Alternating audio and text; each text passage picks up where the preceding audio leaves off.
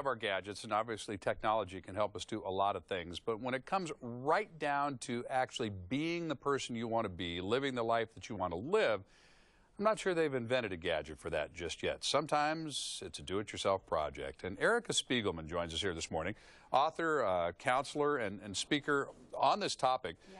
You deal a lot with sober living, and that particular conversation, though, expands to every phase of people's lives. That just happens to be your specialty. Right, correct. Yeah, but anybody out there could really start to focus on their habits, whether it's eating habits or exercise habits, which I think is a great start for anyone, and rewiring your brain and getting yourself set for a healthy lifestyle. You know, we love these little toys, and we love the gadgets, and we love the, you know, the little Fitbits that tell us, you know, that we're exercising or we're not exercising.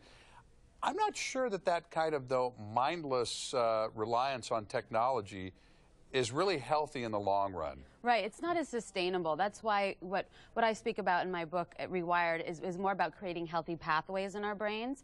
And for that, we really need to implement routines into our habits, like you said. So every morning you get up and you have a routine, whether you exercise in the morning or you exercise in the afternoon after work. Holding yourself accountable to a certain time helps. Going to like an exercise class, so you have people that know you and you create a community, that helps us get into good habits. Yeah. Well, I have a sense that we're all wired one way or the other.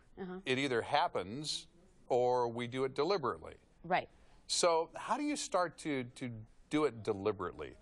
We have to be more mindful. So we have to set a plan for ourselves and sometimes small goals. So I tell my clients small goals every week. So if you're going to have, you know, let's say a meal plan for the next 3 days, to buy all your food on the weekends, to cook or grill the chicken in advance, and kind of set your meals up in your head so that you'll have something convenient for you. And then, you know, with exercise or sleep, make sure that you know when you're going out that week, what time you're going to need to be home, schedule a hike with a friend and hold yourself accountable there. So we could create small goals and then stick to that. And then once we complete that, our brains are like, yes, you did something, and we become proud of ourselves, and that creates healthy pathways. Yeah, I have a feeling, again, that a lot of folks just let things happen randomly. Right. And, you know, sometimes it works, sometimes it doesn't, but it's that little extra work that it takes to do it deliberately. Right. That's that first step that folks aren't willing to take.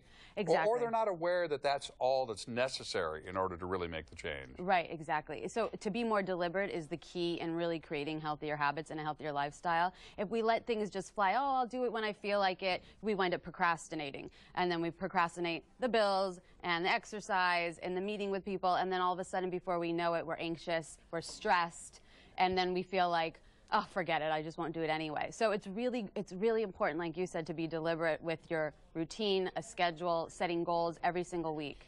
Goal setting is interesting because I've always heard that the human system is goal-seeking. Yes. So we're always working towards something. Right. But again, it's not always a conscious decision as to what we're working towards. Some people are just working towards finishing the day. Right. Well, that's a goal. Right.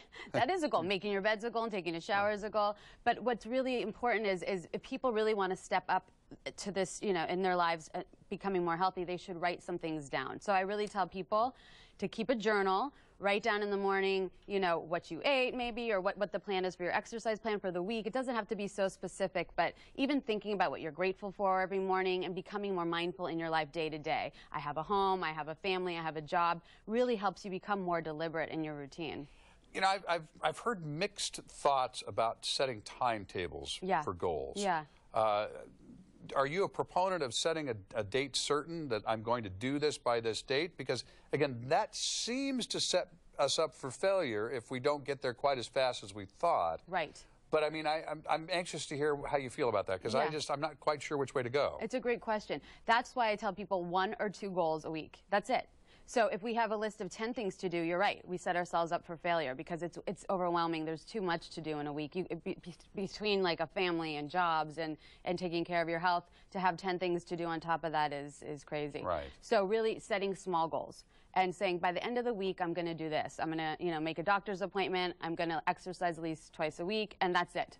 Keep it simple and keep it small, and that way we do it, and then it reinforces us to do it again next week and the following week. And the idea of writing it down again, I want to reemphasize that. I mean, you got to do something to Yes. Make it real, to make it real. concrete. Yeah. Yeah, absolutely. So writing it down, even putting Post-it notes. I have a client, and she puts a Post-it note to breathe in the morning because she's so anxious, and she you know, she's wired very fast. So she says, breathe, and she sits down, and we have her write a gratitude list of what she's grateful for every day.